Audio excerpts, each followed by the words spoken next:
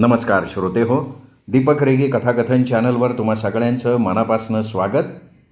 श्रोते हो, तुम्ही ऐकताय स्मिता दातार लिखित अयोध्येची उर्मिला ही कादंबरी. आज या कादंबरीचा 14वा भाग आपण ऐकणार आहोत. पण श्रोते हो, तत्पूर्वी तुम्ही जर अजूनपर्यंत चॅनल सबस्क्राईब केलेलं नसेल, तुमच्याकडनं चॅनल सबस्क्राईब करणं राहून गेलं असेल तर एकच विनंती करतो, आठवण करतो, कृपया चॅनल सबस्क्राईब करा. ऐकूयात स्मिता दातार लिखित अयोध्येची उर्मिला भाग 14वा. एक दिवस राजा जनक आणि राणी सुनैना अयोध्येत आले. राम लक्ष्मण सीता वनवासात गेल्याची वार्ता मिळाल्यापासून सुनैना राणी सैरभैर झाल्या होत्या. त्यांची लाडकी सीता, फुलांच्या पायघड्यांवरनं चालणारी त्यांची नाजूक भूमिकन्या, किती लाडानं वाढवलं होतं त्यांनी सीतेला. मिथिलेची भाग्यदात्री सीता अरण्यात शिक्षा भोगत होती. वन्य पशु आणि राक्षसांच्या छायेत वावरत होती. ती पुन्हा दृष्टीस तरी पडणार होती का, याचं उत्तर कोणाकडेच नव्हतं. सुनैना राणींच्या डोळ्यांचं पाणी खळत नव्हतं. उर्मिला एकटी पडलेली, सीता आणि दोन्ही जावई वनवासात होते. एक जावई संन्यस्त झाला होता. ज्या सार्वभौम राज्यात मुलींचे विवाह करून दिले होते ते राज्य राजा दशरथाच्या निधनानं पोरकं झालेलं होतं. राजा जनक आणि सुनैना राणींच्या अश्रूंना पारावार नव्हता. मुलींचे विवाह झाल्यावर ते अद्याप कधीच अयोध्येला आलेले नव्हते. एकदाच मुली जुडी शीतलच्या सणाला माहेरपण करून आलेल्या. मुलींनी त्यांना अयोध्येला बोलवलं तर ते म्हणायचे, आम्ही आता येणार ते प्रपौत्रांचं मुख बघायला. चारही मुली लाजायच्या. आणि आता त्यांचं हे अशा दुःखद प्रसंगी येणं झालं होतं. कौशल्यादेवी आणि सुमित्रादेवींची भेट घेऊन राजा जनक, राणी सुनैना उर्मिलेच्या प्रासादात आले. कैकईनं त्यांना भेट नाकारली होती. सुनैना राणींच्या 4 कन्या 4 प्रकारची दुःख भोगत होत्या. सांत्वन कुणी कुणाचं करायचं. मांडवी सुनैनामाच्या गळ्यात पडून पोटभर रडली. कीर्ती सुनैनामाचा पदर सोडत नव्हती. त्यांचे पती किमान त्यांच्या दृष्टीपथ्यात होते, पण उर्मिला एकटी पडलेली त्यांची उर्मी अश्रू थोपून करुण नजरेनं मातापित्यांकडे केवळ बघत होती. राजा जनकांनी उर्मिलेच्या डोक्यावर मायेनं हात ठेवला. उर्मिलेला भावनेचे कड दाटून आले. तात तात मी एकटी राहिले. तात लक्ष्मण मला सोडून गेले. उर्मिलेचा दुःखाचा पहिला आवेग ओसरला. ती म्हणाली, तात का विवाह करून दिलात माझा? मी तिथेच राहून मिथिला सांभाळली असती ना. तात मला स्वतंत्र विचार करायला का शिकवलं? राजा जनक केवळ उर्मिलेच्या डोक्यावरनं मायेनं हात फिरवत राहिले. राणी सुनैना म्हणाली, उर्मी पुत्री कशी आहेस? वनवासाविषयी ऐकल्यापासनं जीवात जीव नाही आहे माझ्या. मा, अगं तुला कुणाची काळजी वाटते आहे? सीतेची का माझी? की अहन हमरासे प्यार करायची आहे? तू खरंच माझ्यावर प्रेम केलंस का सीतेवर? तिचा हा बोचरा प्रश्न सुनैना राणींना अनपेक्षित होता. नाही बाळ, असं का वाटतंय तुला? तुम्ही दोघी का? तुम्ही 4घी माझ्या काळजाचे तुकडे आहात. मग मी सासरी माहेरी दोन्हीकडे उपेक्षित का राहिले मा? उजवं माप नेहमी जिजीच्या पदरात कसं पडतं? रामजेठजी जिजीला त्यांच्यासोबत घेऊन गेले, लक्ष्मण मला मागे ठेवून गेले. माझं अस्तित्व दुय्यम ठरण्याची ही सुरुवात बालपणापासूनच झाली आहे मा. उर्मी, सीता आम्हाला सापडलेली ईश्वराची भेट होती म्हणून तिची जास्त काळजी घेतली गेली हे खरं आहे. तू पोटची लेक, उण अधिक पोटच्या कन्येचं चालेल असा विचार आला की काय न कळे, पण तुला मुद्दाम डावललं नाही हेही खरं आहे. सीतेला साधं खरचटलं ना तरी अमूल्य ठेव्याला धक्का लागला असं वाटायचं, आणि तुला दुखापत झाली तरी तू निभावून नेशील असं मात्र वाटायचं. सुनैना राणी अश्रूंसह मनही मोकळं करत होती. माझं बालमन किती वेळा उदास व्हायचं. आपल्यात काही कमी आहे का काय असं वाटायचं. मी स्वतःला सिद्ध करायला, तुमची शाबासकी मिळवायला आणखीन जोमानं वेदाभ्यास करायचे. वेद, उपनिषद, नीतिशास्त्र, अश्वारोहण, रथसारथ्य, चित्रकला सगळ्यात पारंगत व्हायचं मी ठरवूनच टाकलं मुळी. ठाऊक आहे तुला, सुरुवातीला चित्र काढल्यावर कोणीतरी येईल, माझ्या वेड्या वाकड्या रंगरेषांना सुंदर म्हणेल असं वाटायचं. नंतर मात्र चित्र काढल्यावर कोणीतरी दाद देईल याची वाट बघेनाशी झाली. रुच्या पाठ म्हटल्या तर कौतुक होईल अशी अपेक्षा ठेवीनाशी झाले, कारण मला ठाऊक होतं की तुम्ही सगळे फक्त सीतेत गुंतलेले होतात. तू तर काय नंतर मांडवी आणि कीर्तीला सांभाळण्याच्या कर्तव्यात गुंतलेस. पण मी तुला धन्यवाद देते, कारण माझं कौतुक न केल्यामुळे काय झालं माहितीये, त्यामुळे मी जास्त झुंजायला शिंकले, खंबीर झाले. माझे मार्ग मी शोधत राहिले, आणि सगळ्यात महत्त्वाचं म्हणजे मला उपेक्षा स्वीकारायची सवय लागली. आता उपयोगी पडतंय ते सगळं. उर्मिला शून्यात बघत होती. उर्मी, पुत्री, मी तुला खूप गृहीत धरलं बघ. एक माता म्हणून प्रेम दाखवण्यात मी कमी पडली असेन, पण माझं प्रेम कमी नव्हतं. सीतेप्रती, मांडवी कीर्तीप्रती कर्तव्यात कसूर होऊ नये म्हणून पोटच्या पुत्रीकडे दुर्लक्ष झालं माझं. कर्तव्य आणि माया यांचा समतोल साधता नाही आला ग मला. सुनैना राणीच फुंदत होत्या. वाईट वाटून घेऊ नकोस. माझी म्हणून तुझं स्थान माझ्या मनात अबाधित आहे या अशा अस्थिर परिस्थितीत काहीतरी वेडवाकडं बोलून गेली असेन, मला क्षमा कर, माझं चित्त थाऱ्यावर नाहीये ग. पुत्री, आवर स्वतःला. राजा जनकांचा आश्वासक आवाज घुमला. पुत्री, तू वेद उपनिषदांचा अभ्यास केलायस. कश्यप ऋषींची शिकवण विसरलीस तू?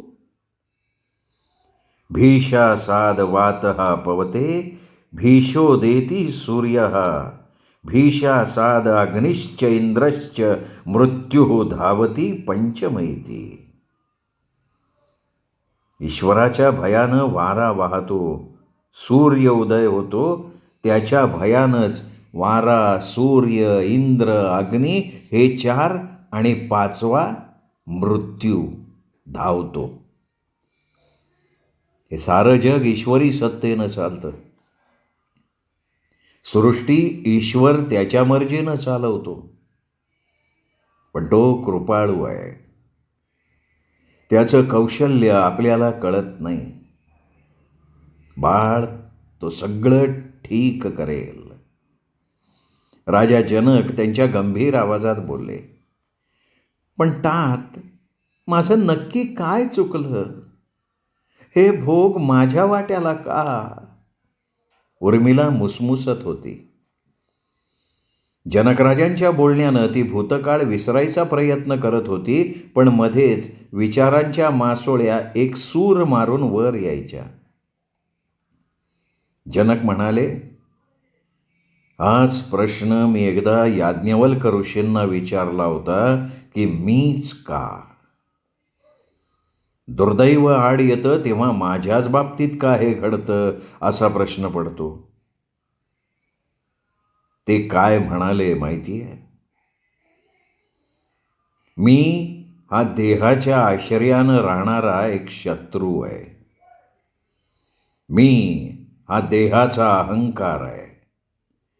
मूलतत्व दोनच आहेत, परमेश्वर आणि प्रकृती.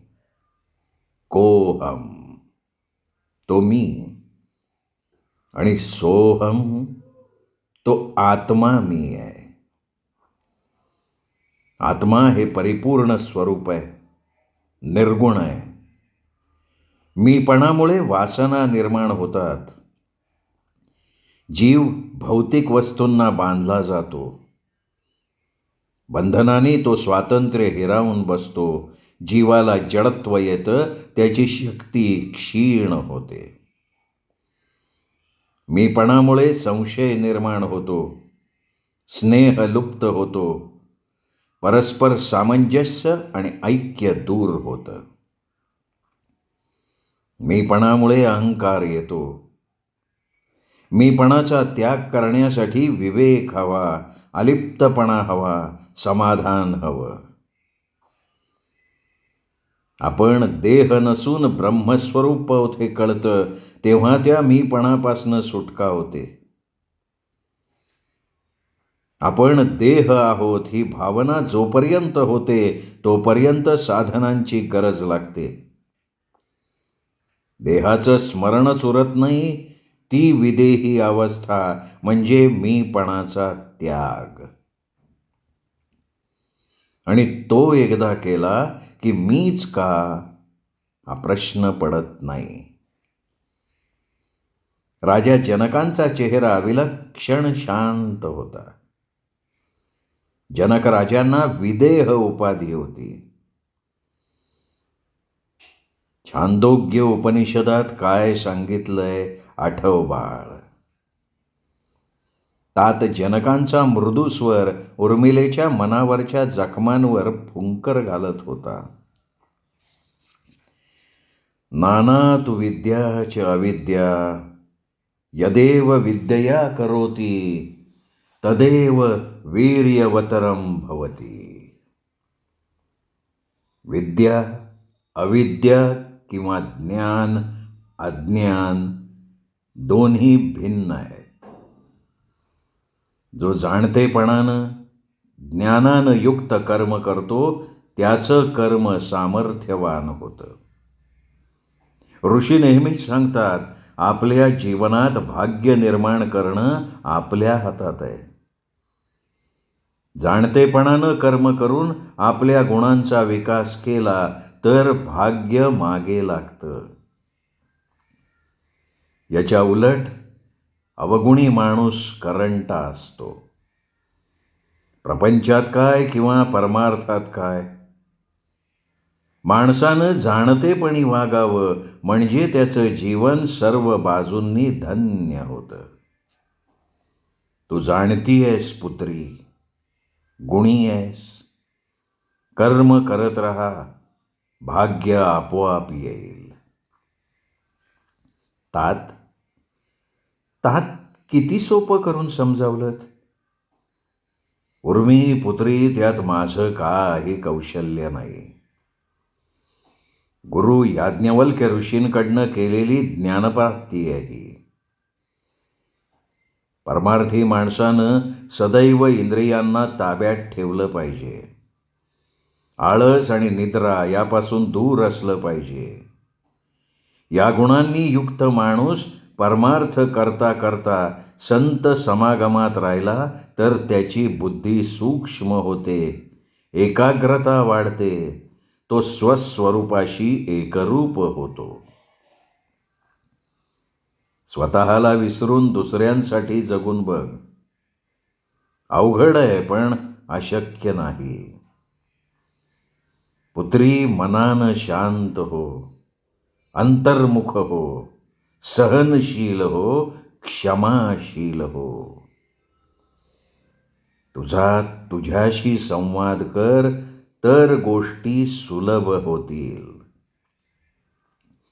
तात तात मी प्रयत्न करीन, पूर्ण प्रयत्न करीन. उर्मिला तातांच्या पायाशी बसून त्यांच्याकडून ऐकत होती. सुनैनामा ते दृश्य डोळे भरून पाहत होत्या. भूतकाळातल्या अजाणतेपणी झालेल्या काही चुका त्यांचंही अंतर्मन ढवळून काढत होत्या. तातांशी बोलून उर्मिलेला खूप हलकं वाटलं. एका नव्या जीवनाची दिशा सापडल्यासारखं वाटलं. सुनैनामा म्हणाल्या, संसारात सुखदुःखाचं हे रहाटगाडगं असंच चालत राहतं. घट एकदा पाण्यानं काठोकाठ भरले जातात, काही वेळानं ते रिकामे होतात. पण रिकामे झाले म्हणून ते सोडून द्यायचे नसतात. ते परत भरण्यासाठी रहाटाचा दोर ओढावाच लागतो. आयुष्य देखील नव्या उमेदीनं ओढावंच लागतं. हेही दिवस जातील उर्मी. उर्मी, आम्ही तुला काही दिवस मिथिलेला न्यायचं म्हणत होतो. जरा परिचित वातावरणात राहिलीस तर तुला बरं वाटेल. उर्मिलेला दशरथ पिताजींचे शब्द आठवले. बहू, तू आणि सीता अयोध्येत असताना इथे फक्त आनंदच नांदू शकतो. किती विश्वास ठेवला होता दशरथ पिताश्रींनी माझ्यावर. मनातल्या मनात तिने दशरथ पिताजींची क्षमा मागितली. तात जनकांकडे वळून ती म्हणाली, तात, उर्मिला माझा पुत्र आहे असं म्हणता ना तुम्ही? मग पुत्राचं कर्तव्य आहे परिवारातल्या सगळ्यांना सांभाळणं.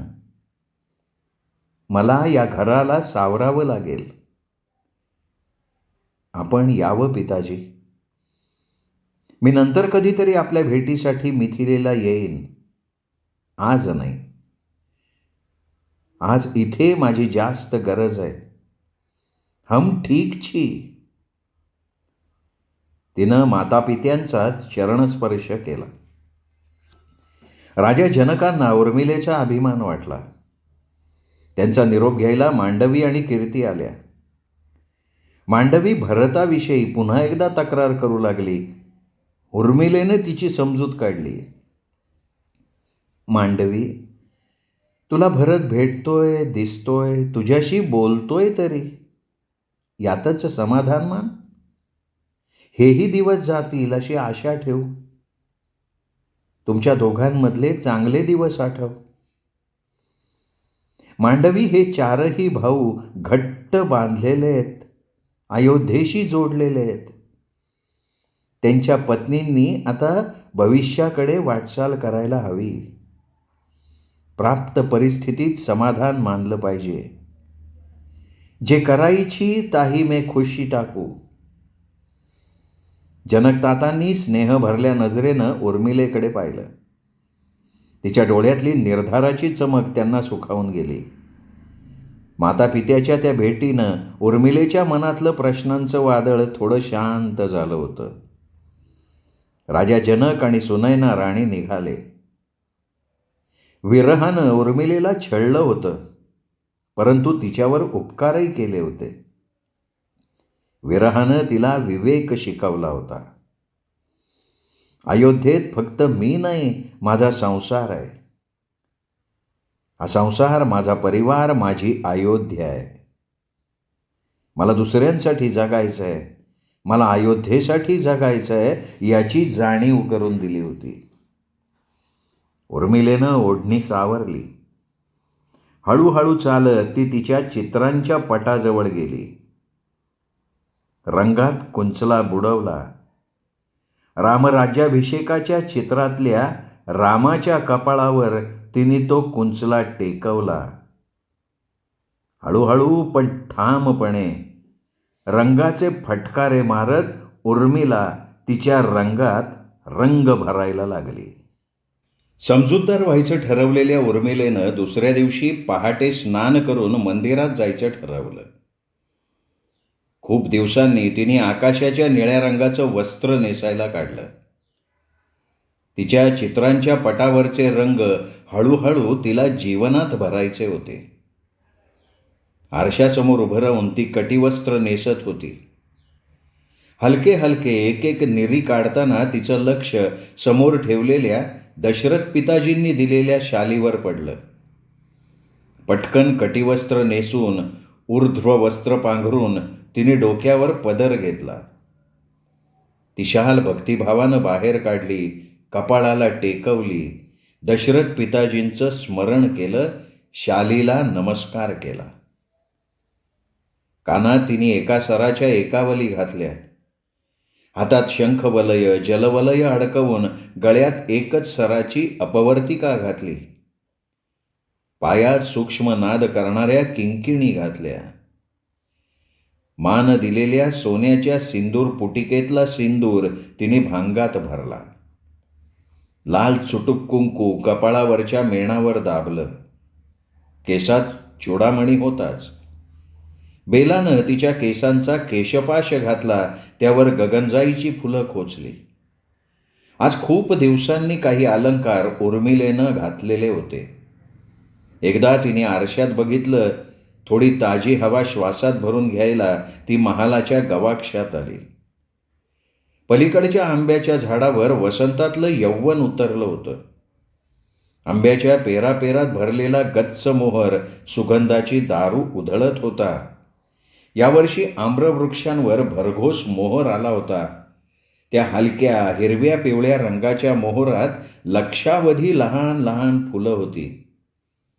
भुंगे त्या फुलातला मध शोषून घेत होते. भुंग्यांनी सगळा मध शोषला तरी त्या फुलापासून तयार होणारं आम्रफळ इतकं मधुर कसं? मग या फुलांमध्ये माधुर्य असतं तरी किती?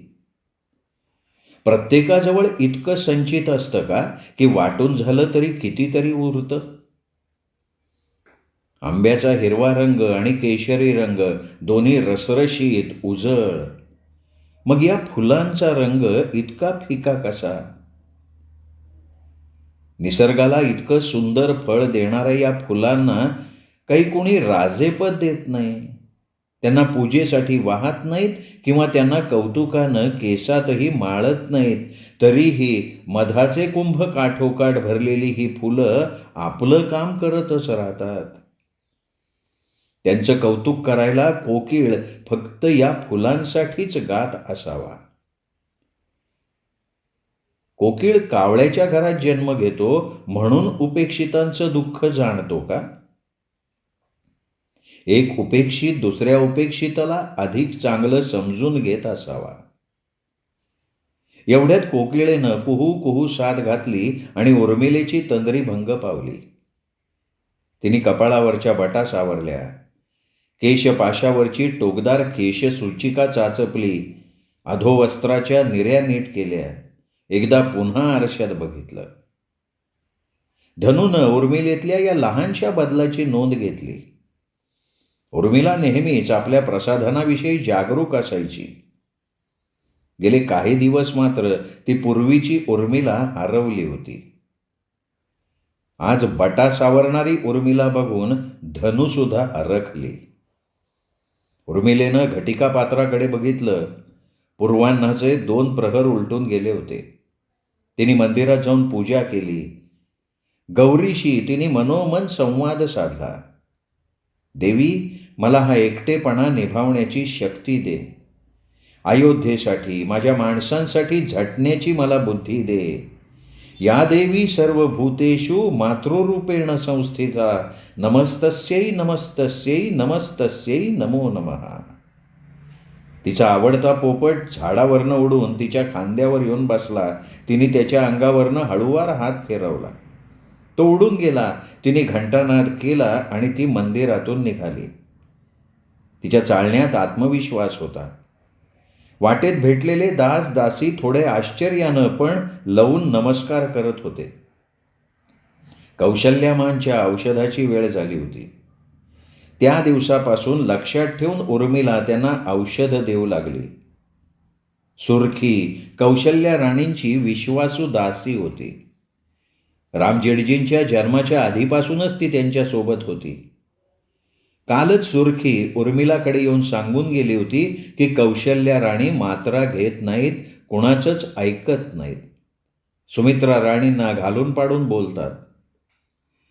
उर्मिलेनं डोक्यावरचा पदर सारखा केला, ओढणीचा शेव कमरेकडे खोचला आणि ती कौशल्यामांच्या प्रासादाकडे निघाली. मागून धनू आली. उर्मिलेनं तिला हातानं येऊ नको असं खुणावलं. उर्मिलेच्या लयबद्ध पावलातली नाजूक घुंगरं किणकिण करत होती. मगाशी धनूनं सांगितलेली दासींची कुजबूज आठवून चालता चालता तिच्या चेहऱ्यावर स्मित तरळलं. दासी कुजबुजल्या म्हणे. पती वनवासात गेला तरी राजकन्या उर्मिला देवींनी उंची वस्त्र आणि अलंकार घातले, पलंगावरही रेशमी गादीवर निसतात म्हणे. उर्मिला धनूला म्हणाली, धनू, अगं दुःख मनात असतं आणि ते प्रत्येकाची प्रकट करायची पद्धत वेगळी असते. माझे पती स्वेच्छेनं बंधू आणि भाभीचं रक्षण करायला वनवासात गेलेत. शौर्यानं तिथं राक्षसांचा निप्पात करतायत. मला ते येईपर्यंत 14 वर्ष जिवंत राहायचंय, त्यांच्याशिवाय जगायचंय, या घरातल्यांना जिवंत ठेवायचंय. हे घर पुन्हा नांदतं झालं पाहिजे. रघुवंश आम्हाला पुढे वाढवायचा आहे. आम्ही नीट राहिलो नाही, नीट ल्यालो नाही तर आधी आमचं मन रोगी होईल, मग शरीर रोगी होईल. ते चालणार नाही. आज अयोध्येला राजा नाही म्हणून आजूबाजूचे लहान सहान राजेसुद्धा काहीतरी कुरापती काढून सीमेवर कुरबुरी करतायत. या सगळ्यांना अयोध्येचं बळ दाखवलं पाहिजे. त्यासाठी आधी आमचं मनोबल टिकलं पाहिजे.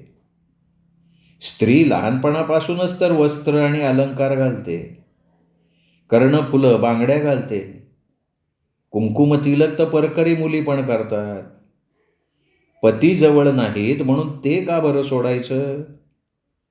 आणि धनू, कुणी काही बोललं ना तर ते कानामागे कर. तुला पटलंय ना? तिने होकारार्थी मान हलवली.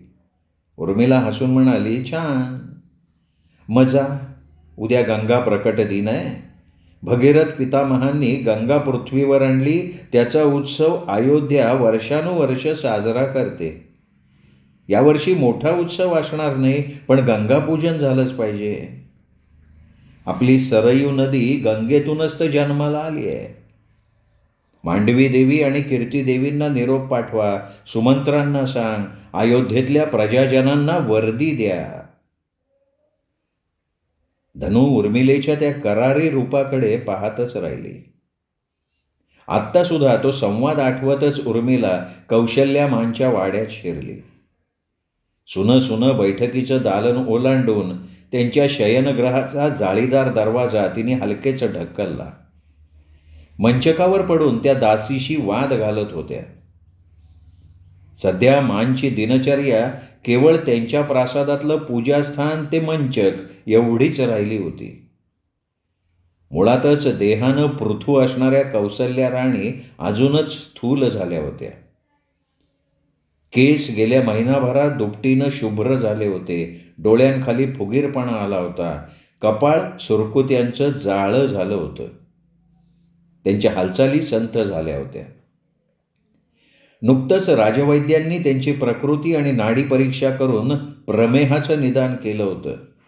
त्याचीच मात्रा वेळेवर देण्यासाठी उर्मिला त्यांच्या प्रासादात आली होती.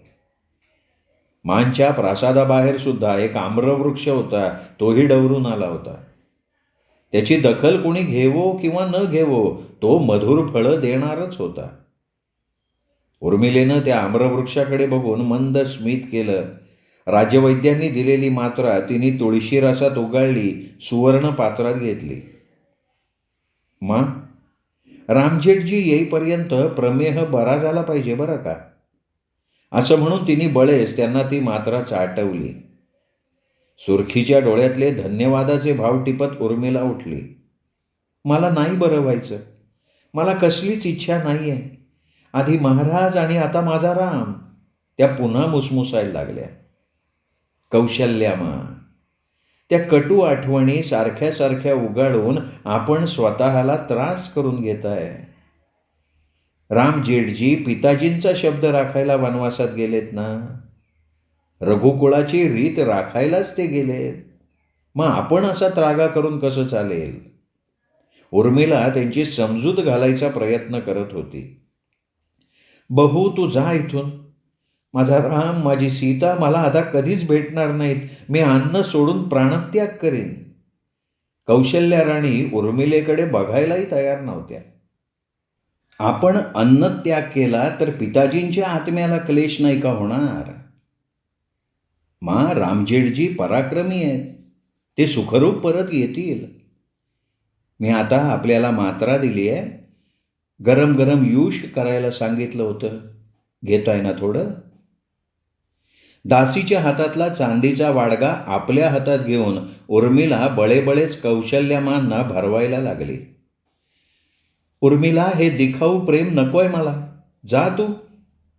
कौशल्या राणी तिचं काहीही ऐकून घ्यायला तयारच नव्हत्या. उर्मिलेला वाटलं, दुःख माणसाला स्वार्थीही बनवत असावं. कौशल्या राणी तिच्या आत्मविश्वासपूर्ण रूपाकडे बघत होत्या. त्यांना उर्मिलेचं वागणं मनातनं आवडलेलं नाहीये हे तिला जाणवलं.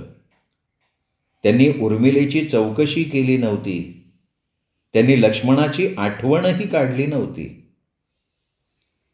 पण तिने हे मनावर न घेता कौशल्यामांच्या पथ्याच्या सूचना सुरखीला दिल्या. त्यांना वंदन करून उर्मिला निघाली. ती रागावली नव्हती. ती तिचे प्रयत्न सुरूच ठेवणार होती. संकटात आणि दुःखात मनुष्य त्याचा विवेक हरवून बसतो याचा प्रत्यय तिलाही नुकताच आलेला होता.